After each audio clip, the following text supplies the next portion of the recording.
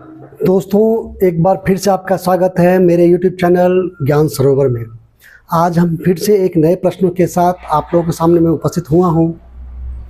जो प्रश्न निम्नलिखित हैं, जैसे हमने इससे पिछले वीडियो में हमने करा था कि √5 एक अपरिमेय संख्या है। जिस तरह हम √5 को अपरिमेय संख्या में सिद्ध करा था, उसी तरह हम √3,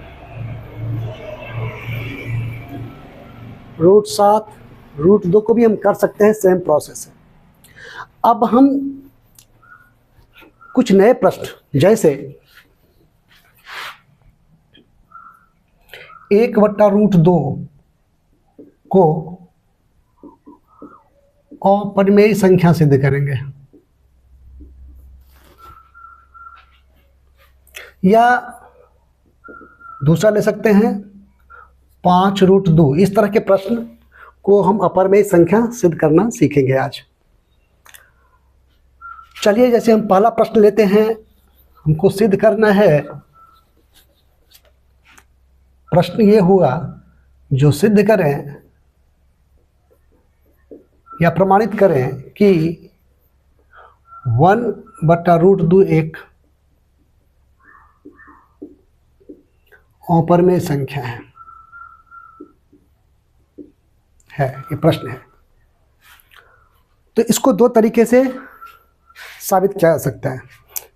जैसे एक तरीका देखिए, मान लेते हैं 1 मिनट के लिए ये परिमेय संख्या है, जिस तरह हमने पिछले क्लासों में देखा था।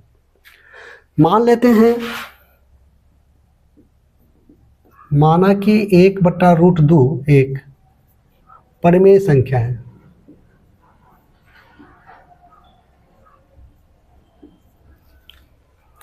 यदि यह परिमेय संख्या है तो 1/√2 जो होगा वो p/q के रूप का होगा।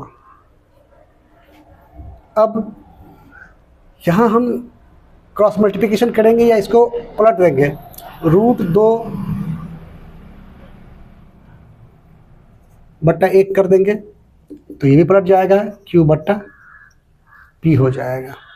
मतलब यहाँ पे ये एक का कोई वैल्यू नहीं है, इसलिए अगर नीचे में नहीं भी लिखेंगे तो चलेगा। तो यहाँ हम क्या देख रहे हैं, √2 एक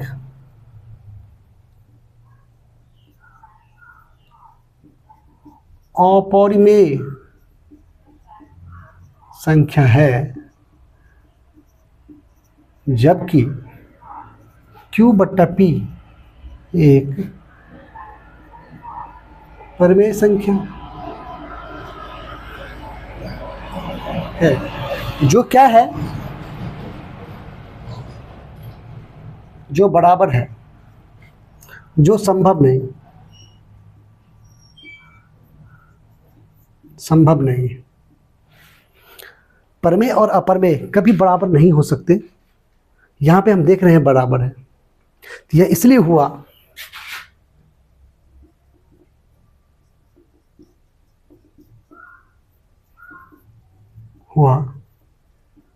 क्योंकि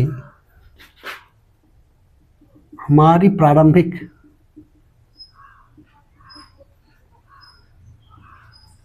अवधारणा ही गलत था।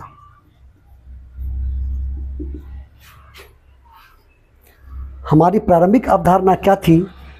जो 1/√2 एक परिमेय संख्या है, यही अवधारणा हमारी गलती थी। इसलिए यह सिद्ध हो गया जो √2 एक जो है एक परिमेय संख्या है। इसलिए हम कह सकते हैं कि 1/√2 एक अपरिमेय संख्या है। ठीक है। अब दूसरा प्रश्न को देखते हैं। जैसे हमने कहा कि 1/, यहीं पे अगर 3√2 हो तो क्या होगा, तो भी ऐसे ही होगा। अगर इसको हमको सिद्ध करना है कि सिद्ध कीजिए कि 1/3√2 एक अपरिमेय संख्या है, तो इसको भी हम पहले क्या करेंगे, मानेंगे कि 1/3√2 एक परिमेय संख्या है, जबकि हमको साबित करना है यह परिमेय संख्या है। इसको मानेंगे जी यह एक परिमेय संख्या है। यदि ये परिमेय संख्या है तो ये भी p बटा q के रूप में होगा। इसको हम क्रॉस मल्टीप्लिकेशन करेंगे या इसको उल्टा कर देंगे तो ये होगा 3√2/1, ये हो जाएगा q/p।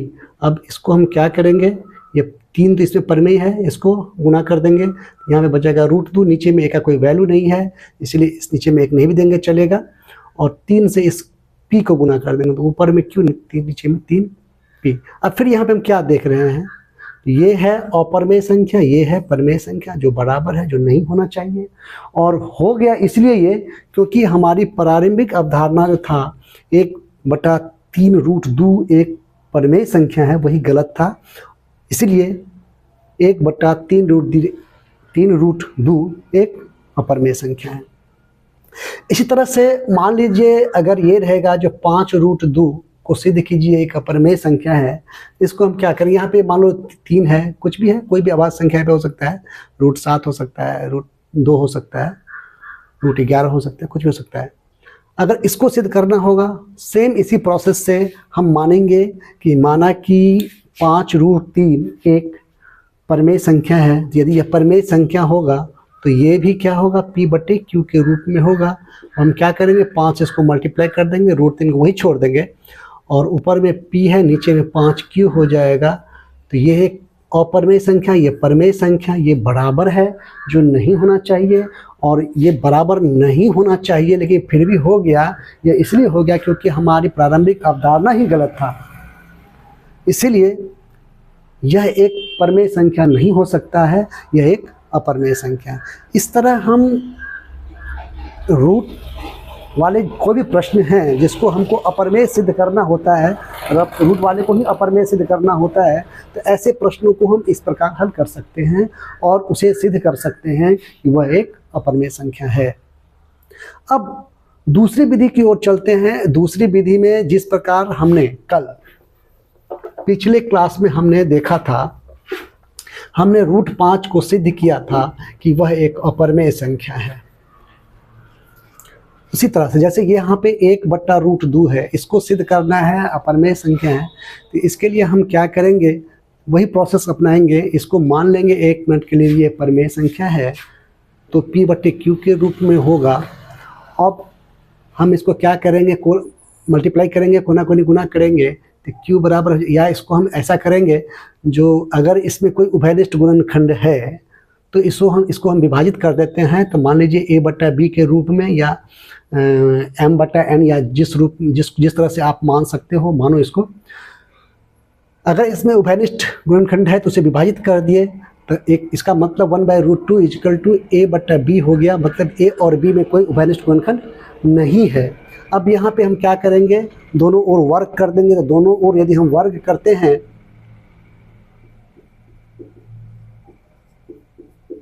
यहाँ पे हो जाएगा 1/2 = a²/b²,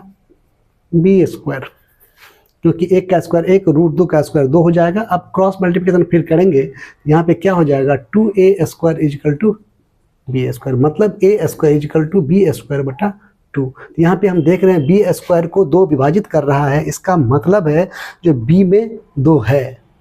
इसी तरह जिस तरह हमने उस दिन साबित किया था, फिर हमने क्या करेंगे, जो यहाँ पे हम देख रहे हैं जो b में जो है वो 2 है, 2 जो है b को विभाजित कर रहा है। इसका मतलब 2 जो कर रहा है b को विभाजित, मान लेते हैं c मर्तबे या d मर्तबे या e मर्तबे कर रहा है। इसका मतलब b बराबर हो गया 2c। अब यह b का मान यहाँ पे रख देंगे, यहाँ पे कहीं पे रख देंगे, उससे a का वैल्यू निकलेगा।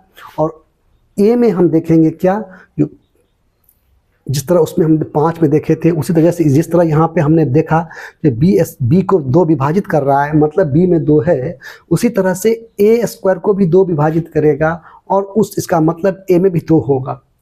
इस तरह ये देखा जाएगा कि b में भी 2 उपस्थित है और a में भी 2 उपस्थित है, मतलब दोनों में उभयनिष्ठ गुणनखंड 2 मौजूद है, जबकि यहाँ पे हमने उभयनिष्ठ गुणनखंड को विभाजित किया था।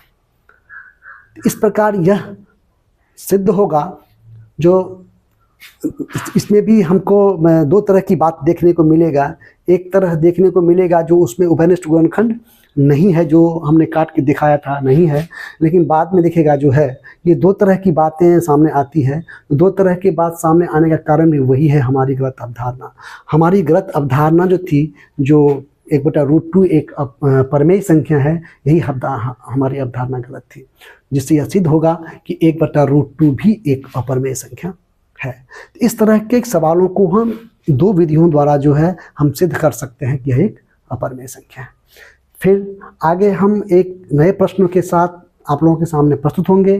तब तक के लिए बाय।